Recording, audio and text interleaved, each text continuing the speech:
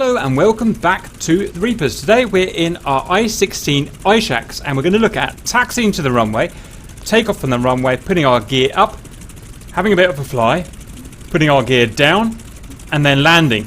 And then after that we're going to talk about some general flight restrictions. Now in most aircraft this is really easy and it's going to make a really easy video. In the I-16 everything is difficult, even the taxiing to the runway is difficult.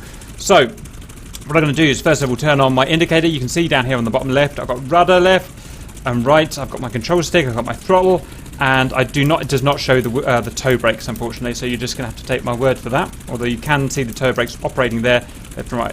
First thing to mention, taxiing, we do have differential toe brakes. You can see we can do just one wheel like that. We prefer, the best way of taxiing we find is just using the rudder, to be honest.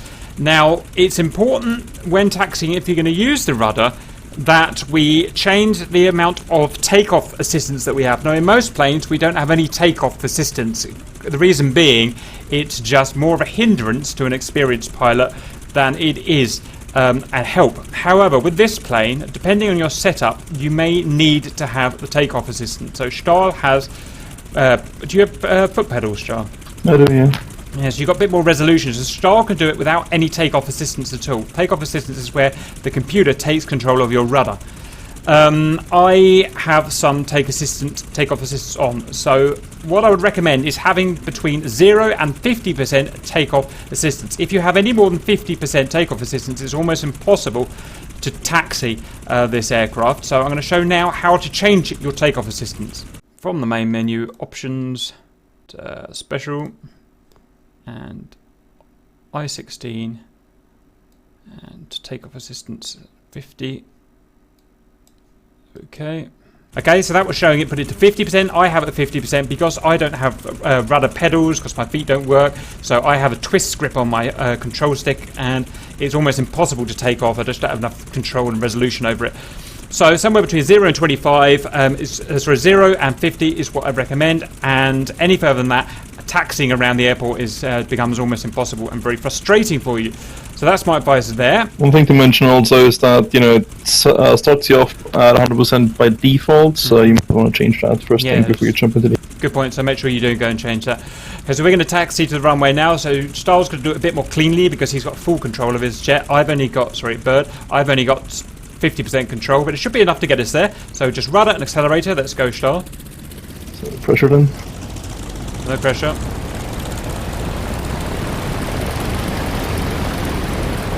Only advice is to keep it really slow. You'll be really tempted to go fast, but you'll always end badly when you do. Plenty of wheel brake to slow you down.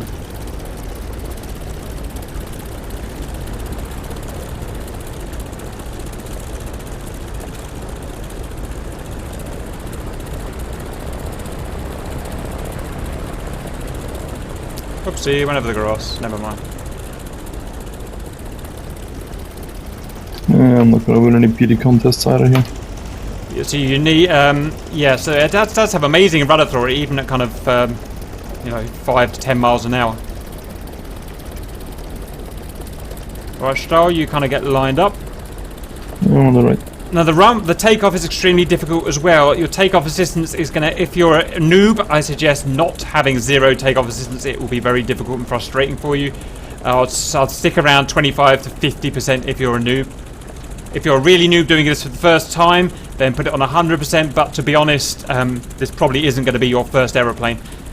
So you probably won't need that. Right, get yourself nice and lined up on the runway because changing your alignment mid-runway is very difficult. Wheel brake there. They're going to be using our slip gauge, which is here.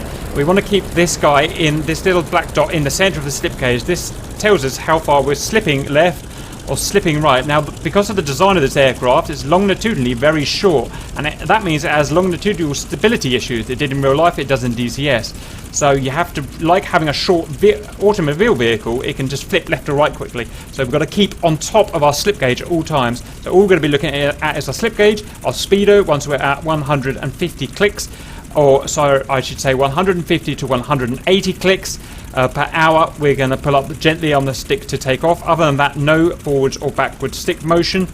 And that depends on our weight. If we're light like we are today, we can take off about 150. If we're heavy with bombs and rockets, about 180. We're going to be adjusting our rudder with small inputs to keep us straight. Anything you want to add to that, Stahl? Negative. But there is going to be a little bit of rotor torque. Prop torque or engine torque, so you will have to put some left and right roll in and counter what it tries to do. So stand by, just checking we're recording. Okay, Stahl, when you want, let's go. I'm going to feather the throttle in slowly rather than slamming it on, because I'm a bit of a noob.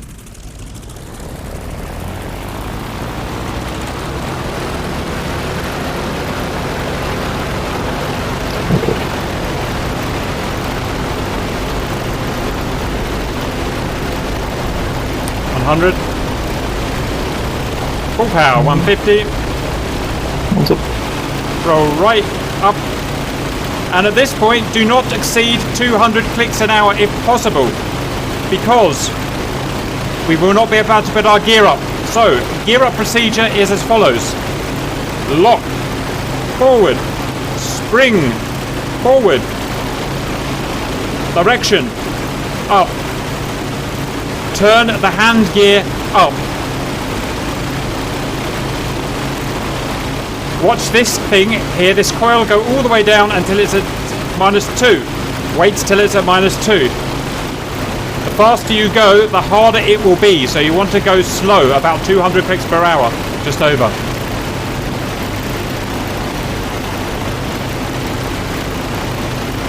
Careful, Charles, I'm trying to follow you and do my gear. Okay. That's not going to happen. I'm just pulling out of one of you. Landing gear is now fully down. Spring back. That is our gear raised and ready for action. Next, I'm going to go and meet Stahl and we'll do a bit of flying. Can we go to the airport to do formation flying, Stahl? Note his gear is down. That's just a bug, and I can say that it is a bug. His gear is actually up. Right, turn in when you're ready. We'll do some flying around the airport generally, Stahl. I've also left. Sounds like I have to shout. It's because I do. Incredibly loud vehicle to drive. This aircraft has no trim, so it's very difficult to fly and keep level. But you just have to get used to it. Okay, I'm pulling up your left wing now.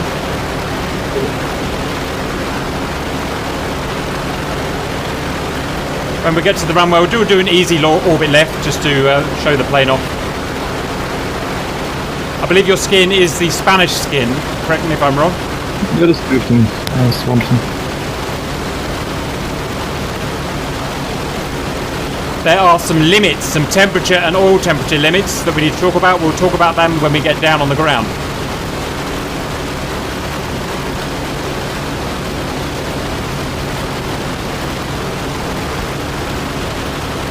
And a slide to your right.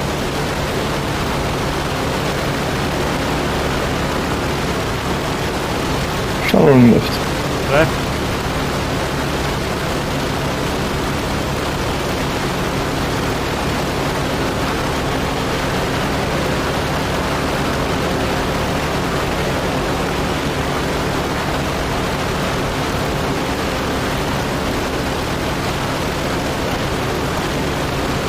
Yeah, a big ferry flight. It's going to be very difficult to hold this stick like this, isn't it?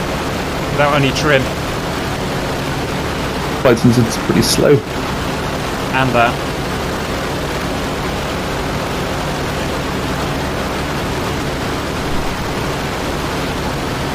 Speaking about speed, our maximum possible speed in level flight is 465 kilometers per hour level. At optimum altitude, our maximum structural failure speed is at 610 IAS kilometers per hour.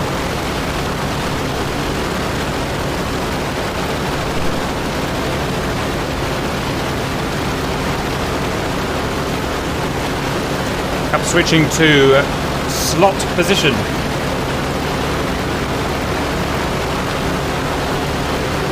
It's nice to see one wing sticking out on each side. I mean, this is our first time flying it. We haven't really had a chance to test it, and already I can tell it's a very nice plane to fly. If it wasn't, I simply wouldn't be able to do this. Almost no chance I could do this in a Spitfire. I'm rolling up, by the way. We could also do some nicer barracks in this. You wanna fall to have a load? I'm falling behind. You can do a couple of fun little things in this aircraft, like for example, does this very well? Ooh, I'm gonna have a go at that. Oh, snap roll to hell. It's super well. Oh, I forgot to say, Charles, this is a carbureted engine. If you push down and go negative G, it will cut the engine out, so careful not to do that. Yeah, no. Also, going inward, it does the same thing. Okay, Roger. Do some more... It's actually pretty hard to fly inward safely. There you go. I'm not a fan of the roll rate. It's alright. It's not great, but it's alright. I mean, the snap roll's great, but... maybe you're right. I'm going down for some low-level ship. I find it quite accurate to fly. Oh, maybe that's just me.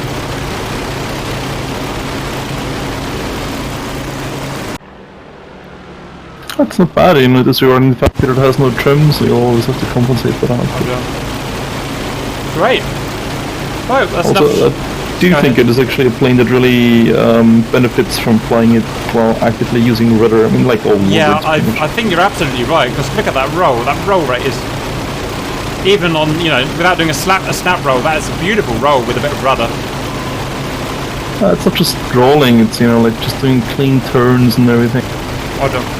Okay, I don't want to bore the ladies and gentlemen, so I'm going to go for a landing show. I'm going to talk my way as I go through it. So, gear. In fact, I may need you to talk me through the gear, please, Darl. So you start with the gear brake lever, back. Roger. The gear chow lever, down. Down. You deploy the gear using the gear handle. Gear handle, down. And once you're done with that, finally, you want to lock the gear.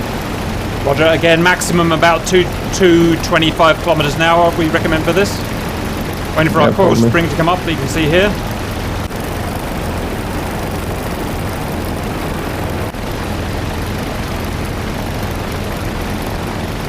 And the lock. That's my gear down. Flap's coming down now. Flap control. And we can watch it on this gauge here. 20, 30, 40, 50, 60 degrees. Speed for landing. Whoops, about to stall. Speed for landing wants to be just below 150 knots, about 140 knots. Now, you're going to have lots of forward stick because there's no trim. Also, you can either come in straight like a traditional landing, or I prefer to come in from a turning landing. So I imagine I've just come in from a circuit, then I'm going to come in from a left turn onto, so base turn right onto threshold. That's my recommendation for landing this aircraft. It's nice and draggy like this, so there's no chance of overspeed, or very little chance of overspeed. Big old flaps. Are you coming in from a long passion? I'm coming in, yeah, I'm coming in from a base turn straight into threshold now. I'm about a quarter of a mile out. Runway from the ocean or from the land? Just go in when you're ready to go. Which direction are you landing in? I'm going towards the mountains. Okay. When we touch down, we're going to do a typical 3-point landing of any warbird. And once we touch ground, a little bit of rudder movement, but not too much to keep us straight. She will flip, and not too much wheel brakes. It's quite difficult. Cap turning in now, as in 100 feet from threshold, 200 or 300 feet maybe. Off the gas, aim for 140. It's pretty good. I like it nice and steep like this. I know lots of people will complain, but it gives me beautiful visibility, allows me to line myself much better than otherwise. Start to feed on the gas now because drag's going to start taking over again. Start to cancel any yaw. Feed the power on. Get ready for the 3-pointer. Stick back, stall, and perfect landing. And now just let her roll and only do tiny adjustments of the rudder if you have to. It's very easy to get her in a spin just like a Spitfire. Don't panic and try and take control of the yaw here. If she's going to run off the edge of the runway, let her run off the edge of the runway. Tiny dabs of wheel brake now that we're in a safe braking zone. And finally start to really pump the wheel brakes. It's perfect. That's how I prefer to land this plane and any and any of the slow warbirds, well, basically a Spitfire. Waiting for you. Oh, you got down as well, Charlie. Yeah. How did you? Right, that's it. It basically reduced it, just did a tight base turn, pretty steep down. Yeah, that's how I think you've got to land this plane like that. I think that's how you got to land this plane. Right, Charlie Wally, all we're going to talk about now is the recommendations for maximum limits. I think we could actually still talk about the fact that there is a simpler version of operating the gear for those who can't be arsed to learn or go through the entire procedure the entire. I'll tell you what, Charles, let me do this first and then we'll go and do that. Okay, engine operation. Do not let cylinder head temperature drop below 120 degrees during flight. It leads to increase of the engine acceleration time and engine work instability. Do not exceed 235 degrees cylinder head temperature during takeoff power for more than 5 minutes. Do not exceed 235 degrees cylinder head temperature during other power settings for more than 15 minutes. Do not exceed 85 degrees centigrade oil temperature for more than 3 minutes. Normal range is between 60 and 75 degrees. Do not allow propeller overspeeding 2350 RPM for more than 30 seconds. 2,300 RPM for more than 4 minutes. Do not exceed 5 minutes using wartime emergency power settings of the manifold pressure. Wartime emergency power. Manifold pressure is higher than 910 millimeters mercury and RPM is 2,300. During flight higher than 3,000 meters, use the second speed of the engine supercharger. Okay, do you want to mention about the gear? I should quickly mention, I'm going to go to adjust controls now, how I was moving those gear up and down. I was moving it with gear handle up and gear handle down. So you wanted to mention about the gear next state style. Yeah, so the standard gear button, so Golf by default, actually works a little bit different in this aircraft. It switches between 4 different states. So in the controls it's called gear state change. Mm-hmm. Yeah, landing gear next state is what it's called. Mm-hmm. If you press that button, on the top right you'll see something pop up that will say gear up ready. Then if you press it again, gear up fin. Mm-hmm. Then gear down ready and gear down fin. Mm-hmm. So what that means, if you're at gear up ready, for example, it'll automatically flip all the levers to the position where you can then just turn the gear lever until the gear is up, and then you press it again, so you're on gear up fin, and you just leave it on that while you fly. And then when you want to land, you hit it again. As soon as you're gear down ready, you can then start to, again rotate the gear lever, and when it's all the way down, you press it again, and you're on gear down fin. That's literally all. Right. So it's a little cheap, basically, isn't it? Yeah. Ooh, Cap doesn't really like cheating nowadays. I think I don't even do auto starts. I think I'm going to do. Actually, I do. My Cap's gone all the way straight up. I know. I mean, I like this plane. I like this plane. I'm going to do it properly, I think. Right. So if you don't want to press all those levers like I did, then that's what you can do. All right. I hope you enjoyed that, and see you later.